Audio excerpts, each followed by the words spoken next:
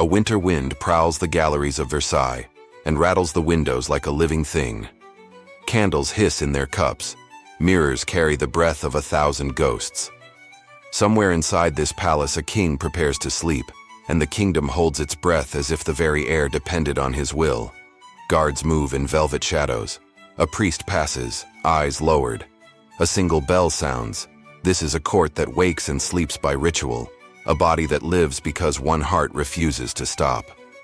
The man in the bed is not yet the old lion with swollen legs and aching bones. He is still fire. He is still the sun. He believes God put a crown in his blood. He believes France is a lens, and through it, his light will burn Europe clean.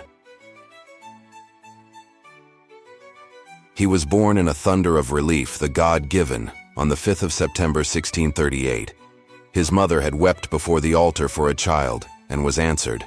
They named him Dieudonné, and every nurse who touched him whispered that his birth was a sign. When he was 5, his father died, and the crown fell like a ring of iron around a child's head. Regents rose. Courtiers smiled with their teeth. The streets outside the palaces of Paris remembered the taste of barricades, and the boy would never forget what fear felt like when it wore a noble's perfume. The Fronde tore through his youth like a fever. He learned that loyalty is a performance, and that Paris will turn on its kings the moment a window slams. He learned to watch a room. He learned to remember a name. He learned who had locked his doors at night. He learned something else. The throne is safest when it is everywhere. He would grow into that lesson. He would build a world that reached into every corridor and every mouth and called it order. But first, he would wait. He would watch Cardinal Mazarin balance wars and treaties like knives. He would let his mother encourage the theater in him, the posture, the mask, the sense that every step of a king is a stage. He would grow into the velvet, and then he would take it all away from anyone who thought they could wear it. In 1661, the cardinal died, and the kingdom leaned forward, expecting a new chief minister. It did not get one.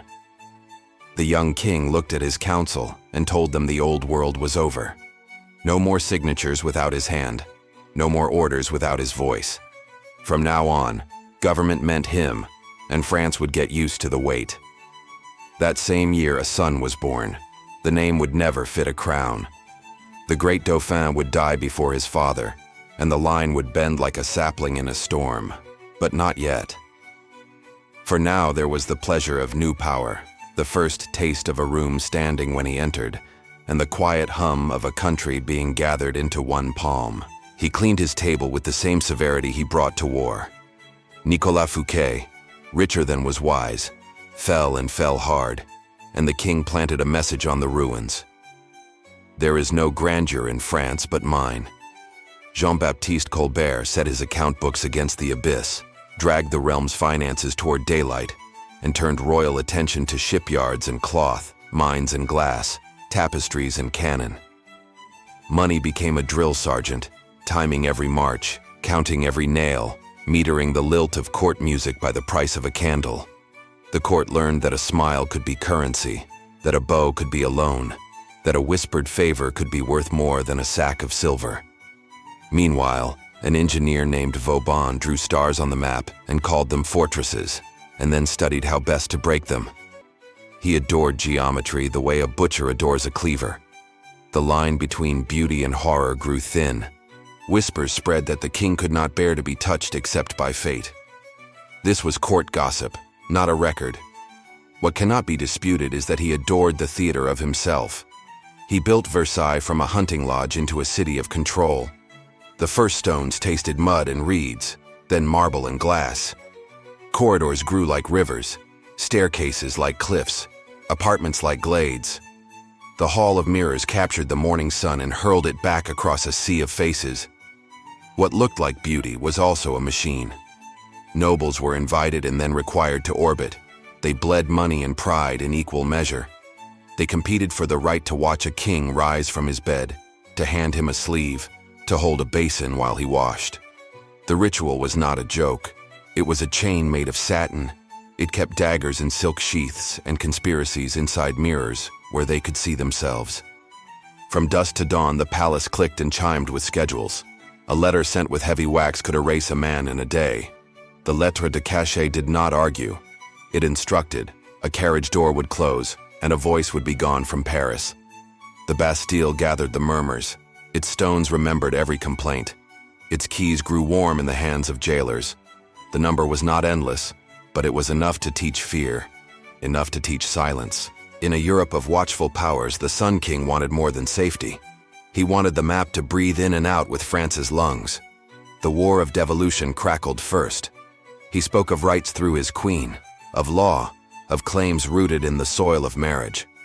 Behind the legal web came soldiers who knew how to move, how to eat, how to arrive with their shoes still on their feet because the paperwork had been written months earlier by men who understood hay and bridges and barrels of powder. The French armies moved like a thunderstorm. The Dutch felt the first drops on their faces and looked up at a sky that had changed. In 1672, the flood came, and the Low Countries lived up to their name, cutting dikes, praying, choking on smoke. William of Orange rose on a wave of rage and fear. Coalitions formed. Prussia and the Emperor watched French boots on German roads and decided to remember their own pride. England shifted as England always does, and the war began to taste like iron. Treaties followed, victories measured in inches, maps repainted by a hand that dared not lift its brush too high. At home, the arts rose like a chorus. The king loved spectacle and ordered it well. He loved music that marched, and plays that laughed at hypocrisy with clean knives. Molière bowed, coughed, and kept performing until the cough took him. The king opened a church's doors for him when others would have kept them shut, and a city watched an actor pass into earth under the protection of a crown. Academies multiplied like hives. Painters worked by candlelight until the wax ran low. Dancers bent their backs like reeds and learned to become armor in motion.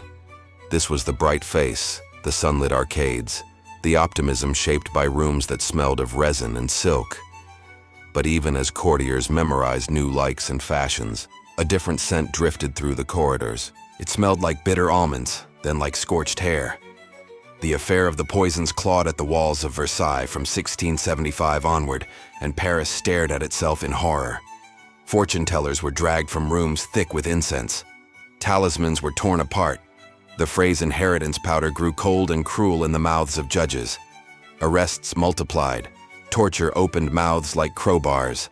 A midwife known as La Voisin walked to the stake, defiant. Names were named. Among them, the king's mistress. According to her accusers, she had sipped the wrong kind of power, had prayed in the wrong direction, had stained her hands in rituals beneath the altars of France. Many historians believe this was a storm of fear and rumor, not firm evidence. What cannot be disputed is this. The panic exposed the veins of the court. Jealousy, ambition, and a crawling dread that even the king's table could be a trap. Fire licked the sky above the square.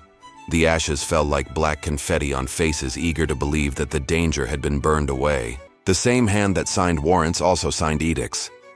The Edict of Nantes, which had made peace out of the butchered remains of religious war, was torn apart in 1685 by the Edict of Fontainebleau.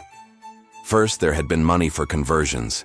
Then there were dragoons in doorways, boots in kitchens, fists on the table that held a Bible. The dragonades did not argue theology. They argued with hunger and fear. The king wanted unity.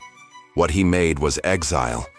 Huguenot families packed their lives in silence, left their vineyards and their workshops in the night, and found new homes in Amsterdam, in Berlin, in London, across oceans. France felt righteous in the moment. France was poorer the next morning. Silk, glass, and skill shifted north and west. Future enemies grew strong with the muscle that had once been French. Then winter came and showed every crown its limits. In 1693 and 1694, the harvest failed, and the fields lay down like sick men. Grain prices rose like a scream. Mothers carried dead children to church doors and begged the saints to notice. The crown fed who it could, but wagons cannot outrun weather, and plans cannot quiet an empty stomach for long. The great frost of 1709 returned with a cruelty that split trees open and shattered birds against the air. People burned furniture and then burned the walls.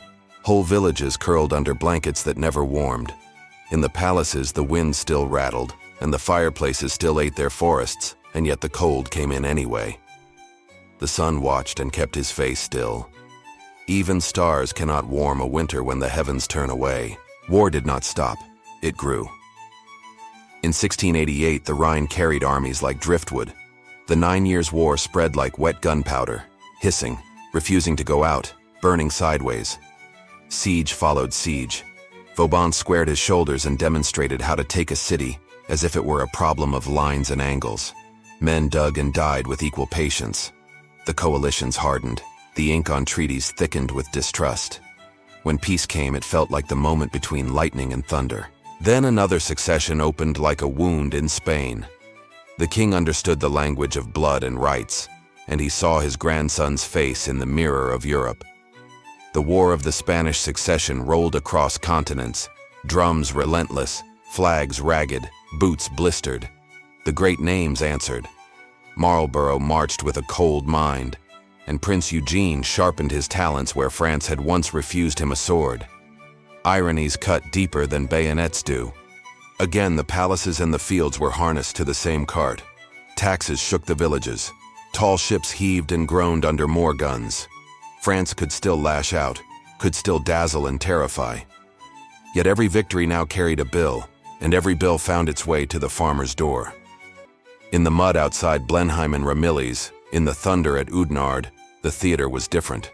There was no mirror to soften the view. Only smoke and cries, powder and fear. A soldier's last sight was often a sky that refused to give him a sign. The gossip of Europe did not dry up, it multiplied. People said the king wore heels to be taller than God. This was satire, not a ledger. People whispered that a masked prisoner knew a secret that could break the realm in half, that behind iron bars there was a face the king feared. Many believe the legend of the Iron Mask is a weave of error and imagination, embroidered over a far more ordinary story of a man whose name was not meant for daylight. The truth that matters is colder. The state learned to keep its secrets and the people learned to love the rumor of them. Meanwhile, the court remained a field of quiet war. 100 envies bloomed every morning. The king understood the economy of hunger and tossed favors like meat to trained hounds. "Every time I give a vacant place," he was heard to say, "I make 100 discontented and 1 ungrateful." He said it without self-pity. He said it like a man weighing stones. Versailles did what it was built to do. It kept noble knives turned inward. It trained eyes to look one way. It soaked up the time of the powerful until there was none left for conspiracy. And yet behind the glitter, censors opened letters and closed mouths. Printers learned to read the wind before they printed a word. Plays cut on one side and carefully kissed the hand that might strike them on the other. Beyond the hedges and fountains, the empire moved. Ambassadors from Siam bowed with careful grace. The Ottoman alliance stirred back to life when it was convenient, and died again when it was not. A French librarian copied Chinese characters at a royal desk by candlelight, while a clerk in the next room drafted orders that would send regiments to drown in the Meuse. Explorers followed rivers and wrote a king's name on forests they did not understand. In 1682, La Salle stood on the banks of the Mississippi and named a continent's body after his master. On the quays at Rochefort and Brest shipwrights, hammered until their hands bled. Hulls slid into green water and were christened with thunderous names. The Navy's appetite was endless, so was the Army's. Time works on a man's body, even a son. Gout gnawed at him. Grief took seats at his table.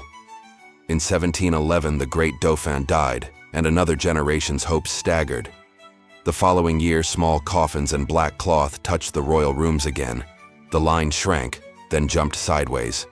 The boy who would be Louis XV was lifted up as if the crown were a branch he had to grab before the current took him.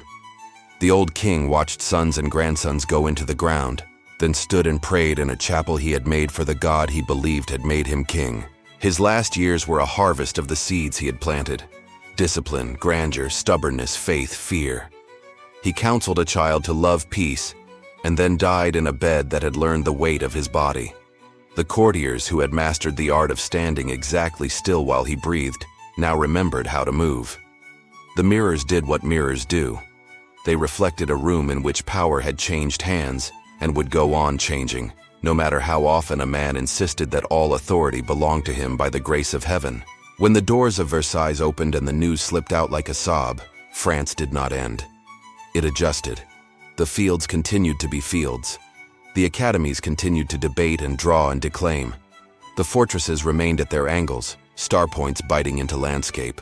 The refugees built elsewhere what they had once built in France, and the balance of Europe counted that loss with quiet satisfaction. The map did not keep any man's face forever. Yet the idea of a nation arranged like a theater, centralized and brilliant and harsh, survived. The uniforms persisted, the bureaucracies multiplied, the very language of the state found its echo in courts and cabinets that would rise later and speak under different flags. In the late hours, a visitor can still walk the hall of mirrors and hear a life's work in the creak of the floorboards. The glass throws candlelight back at itself 1,000 times. It is a beautiful trap. It shows you a king forever walking toward himself, forever catching sight of a glory he could never quite reach, because glory is a light and not a crown. It shows you an age that called itself great, and often was, at a cost it did not finish paying for 100 years. If you listen carefully, you can hear laughter from another room, and the sound of boots, and a single voice reading a decree that cannot be answered. You can smell powder, and winter apples, and the clove on a nobleman's breath as he bows lower than he needs to. You can feel the hum of a world built to keep one man burning. He was a builder and a breaker. He gathered France like a cloak and threw its edge across mountains and seas. He wrote his will on stone and paper and flesh. He turned art into an army, and armies into a form of art. He forbade the dark and then fed it. He called down God in public and tested God in private. He spoke of order and in making it, taught Europe how to resist it. Some said he wanted conquests. Voltaire would later say he wanted the name that came with them. Many believe that judgment cuts. What cannot be disputed is the scar it leaves. The night settles again. The palace breathes. The sun has set and yet the rooms still glow. That is the final trick. When the light goes away, the mirrors do not forget it. They hold it and pretend that daylight has not left. You stand between them and you understand the kingdom he made and the century they named for him. It was grand and it was cruel. It fed the mind and broke the back.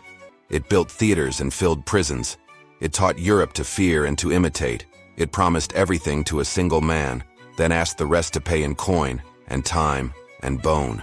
The question is not whether he was great. Greatness is a brittle word. The question is whether the light he poured into France outshone the darkness he poured over it. What do you see when the candles go out and only the mirrors remain?